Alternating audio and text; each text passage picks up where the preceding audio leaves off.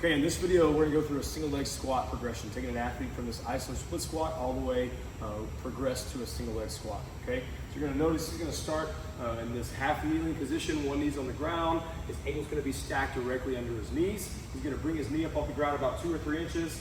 We want them to hold that position ideally for 20 to 30 seconds before we move on to the next progression.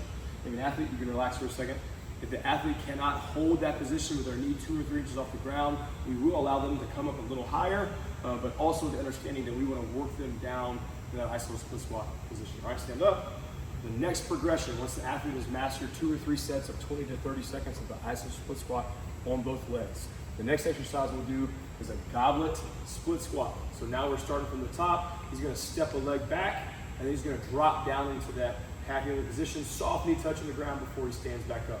You want to make sure the athlete has excellent pelvic control on this. Go down, soft touch when you stand back up. You want to avoid the athlete jamming their knee into the ground, okay? So that's the second progression. You go ahead and pick the other dumbbell up. This next progression, now the leg is going to be actively moving into a reverse lunge, okay? So he's going to take a big step back, find that same split, making sure the knee is tapping right below the hip. Go ahead. All right, this, you can alternate legs, or you can do all on one leg, all on the other leg, okay? It's kind of dependent on what you're trying to achieve for the exercise. Now, the next progression, he's going to elevate his rear leg. So put your foot up on the elevation there, foot up, make sure they have their balance. All right, now we're just shifting more weight towards that front leg. Go ahead. Okay, bring your right foot up a little bit. Again, we want that ankle bone below the knee. Go ahead, maintain that balance, go down. All right, you'll notice in this exercise, he's shifting back a little bit. We want the athlete to keep probably about 70% of their weight on that front leg as they go down. Go ahead. Excellent job. Relax.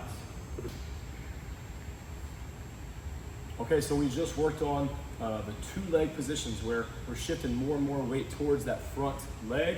Now we're going to go fully single support for the next couple of exercises. You'll notice he's on an elevated surface. I call these heel taps. Okay, so his foot's going to be forward, his hands are going to be on his hips. He's going to slow and controlled come down to his heel, taps the plate, and then stand back up. You want to notice his waistband. Ideally, his waist is staying fully stable side to side, and there's no massive pelvic shift side to side. All right, do one more and then face the other way. Switching legs. If the athlete is crushing this from the beginning, then we can move some of the floor away and elevate that surface a little bit more. Now we can see, for this athlete, they do have a little bit of that pelvic drop that over time we can improve, okay? Once the athlete has mastered a number of reps there, we're gonna move them back over here to a full skater squat or single leg squat. He's gonna stand directly next to the plates, use his hands as a counterbalance. Again, we brought that floor up to him, so as he squats down on that single leg, he can tap and then stand back up. Let's go ahead and do one more. Again, if that's easy, they have really good pelvic control, really good balance, then we can get closer and closer to the floor, obviously with the end result being a full skater squat or single leg squat all the way kneeling down to the ground. More.